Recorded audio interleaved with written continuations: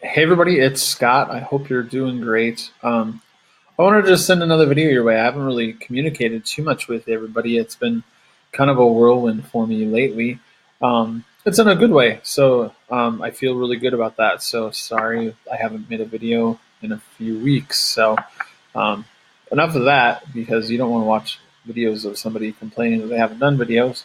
So just for news for me, I'll let you know some cool news is that um, today I bought 38 waist jeans, and that's the first time I could fit into them and actually buy these size waist pants since I was 23 years old. So I'm a tall guy and kind of big boned, and I've always been overweight most of my life. And excuse me, something in my throat is just the chili I made. But actually, it's really cool. I feel like I've kind of graduated. I've had kind of a milestone in this whole weight loss journey, and I almost like gave it up. It was kind of weird. I wanted to let you guys know that. So um, I actually signed up for a tennis tournament. When I almost like quit the gym that I was at to just do home workouts because I wasn't losing weight, and then I started losing weight. Excuse me. And yeah, whenever you want to do a video, you're like your throat gets something in it. Um, so I'm doing two divisions in tennis. That's awesome. I'm doing singles and then a mixed doubles team. So that's new and that's impressive. I'm actually showing up a little better with that. And I've had some like really cool challenges and some really cool triumphs this past few weeks. I had a challenge with somebody I did some business with, and um, it's still sort of lingering, but I'm learning from it. It's like there's something that you have to learn, and you learn that you have to set boundaries, and you learn that you have to like just roll with things when things don't go your way. And also, I've been meditating a lot. I actually learned that the best way for me to meditate is to do walking meditation in the forest with my dog, and that has made all the difference for me. So, not only have I been better on the weight loss and the diet, but I feel like I have more time. And so I want to give back again. So I have been absent, but I was just getting quiet. So I think getting quiet has been really important lately for me.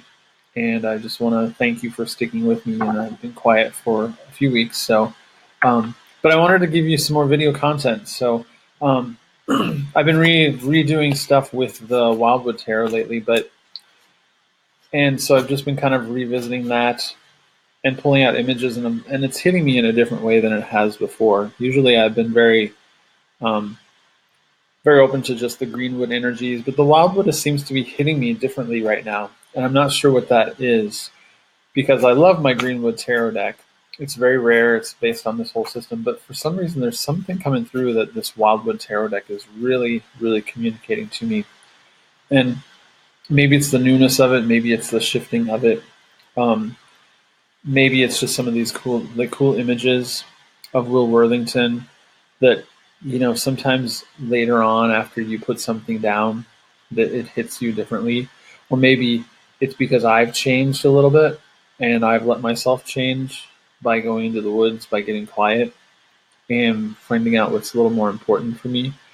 So that's really interesting that when I shift, my reading shifts and my eyes shift, and there's a deeper kind of connection to specific cards or a card deck.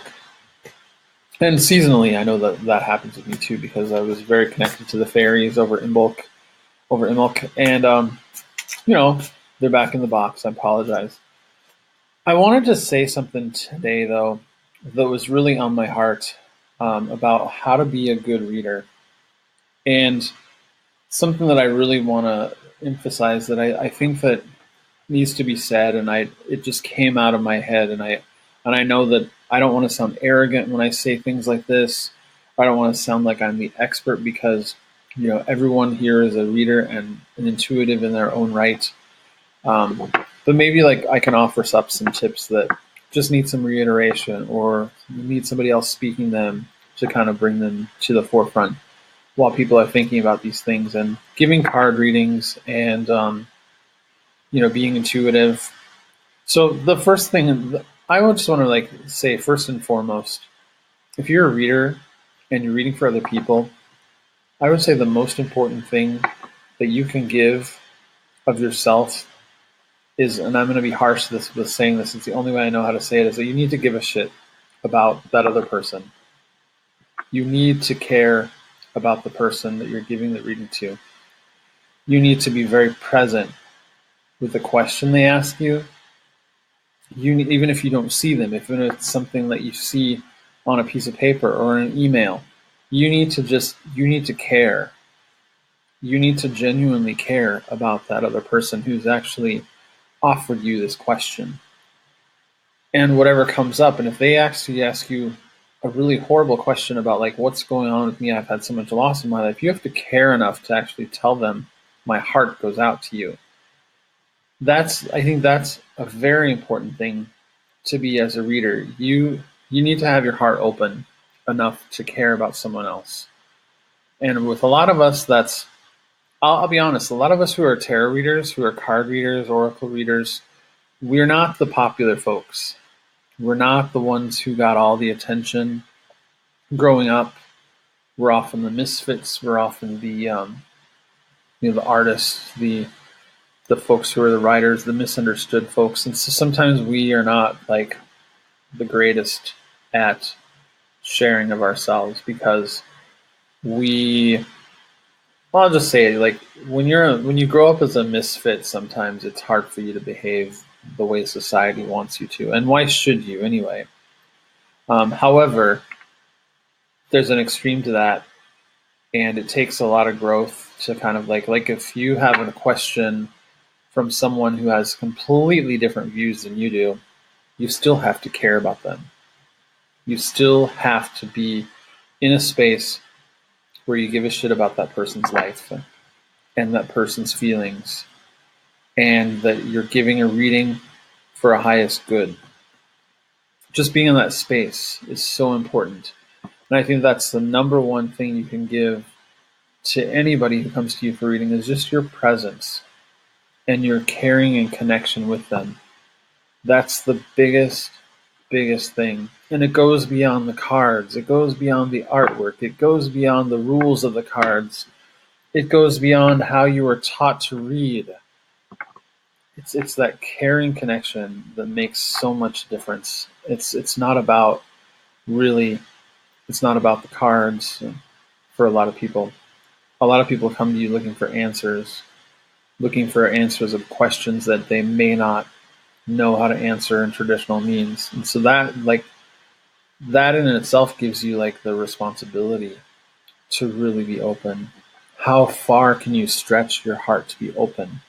That's a question I ask myself a lot. How far can I stretch myself to be open to someone?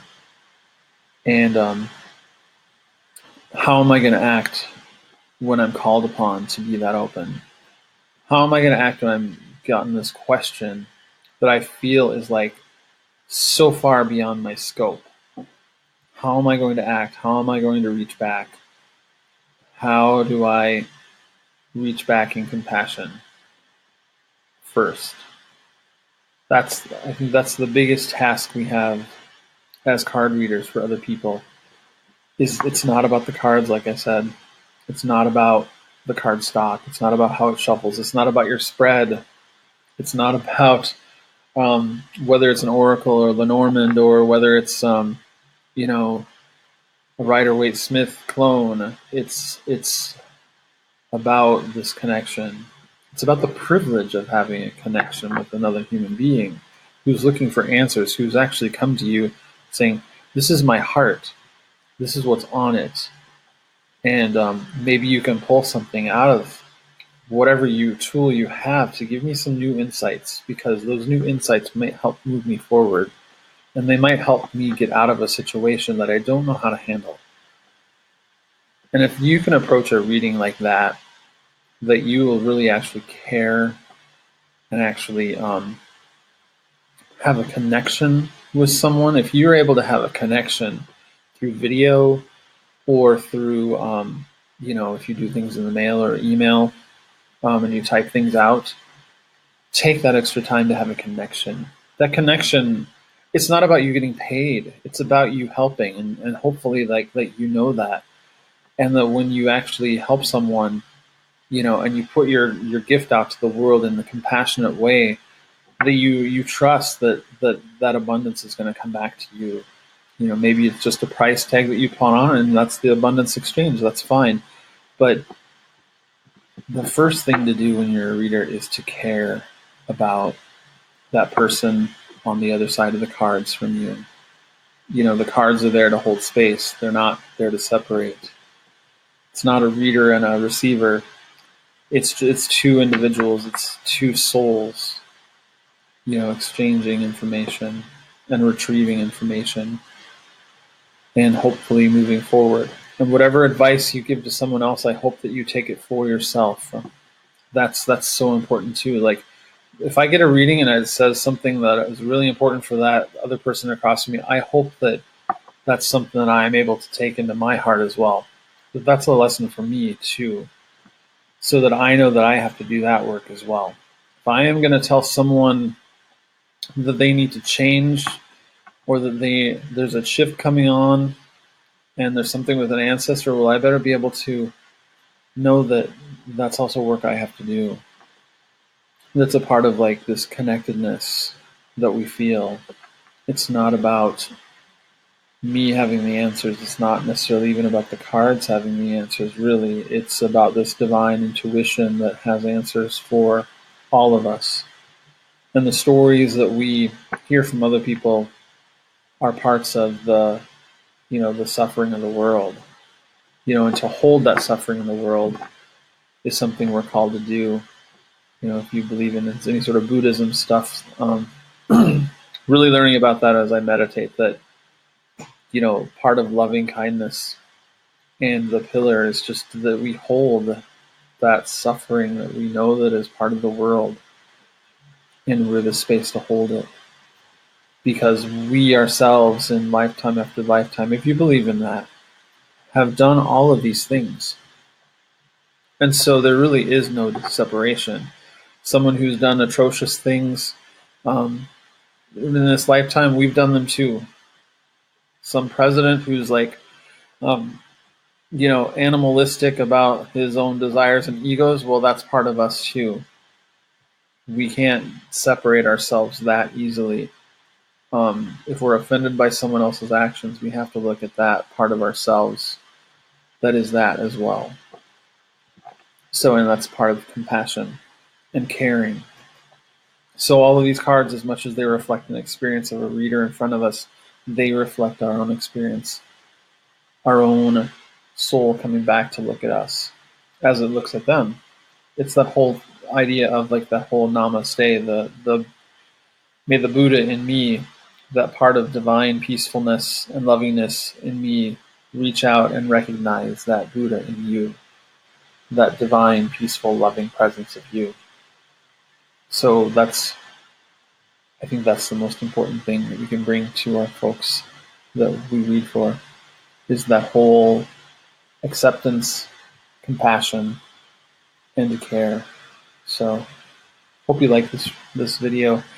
Just what was on my heart right now. So sorry I didn't get to the cards. Next time I'm going to do some more just meditating and reading for myself for now with the Wildwood Tarot, since it's coming up, and it's been a kind of a happy place. So yeah, so just know if you ever get a reading from me, that's the way I approach it. And I hope that, to be a better reader, I hope that people take that to heart. If otherwise it's just you and cards, and it's just an obsession, in my opinion. So you can take it or leave it. My opinion's mine. So have a great night, everybody. Namaste.